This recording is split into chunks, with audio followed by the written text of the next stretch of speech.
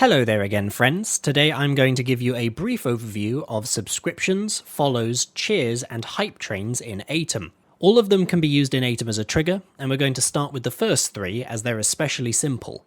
To start, we add a rule, make a trigger, select Twitch as our device, and then under message type we can see the various options. If you'd also like to know about making and using redemptions, you can find a video discussing that specifically in depth in the description. By selecting any of these message types, we're asking Aitum to keep an eye out for that event, and when it sees it, to begin the rule.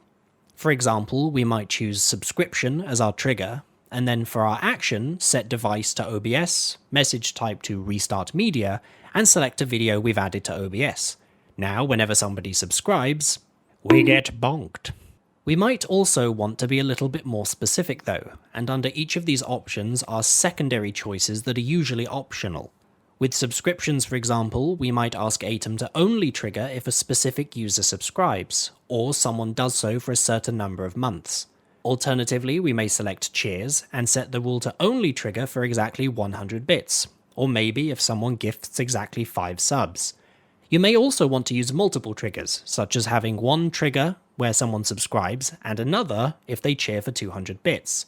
Now, if either of those two events happen, lastly, we have hype trains, and given their dynamic nature, you have a few additional options here on what to choose as your trigger, as well as choices to make slightly more complex setups involving multiple rules.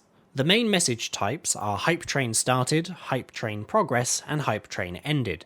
Started and ended are fairly self-explanatory, but what if you wanted something to change at each level? In that case, we'll want a handful of rules, each with hype train progress as our message type, and with different levels defined within them. Then, in each rule, we can determine a separate action. In my case, it will reveal a series of images that make this cat long. As each hype train level is hit, it triggers the rule we've asked it to look out for at that level change, and then the cat gets longer.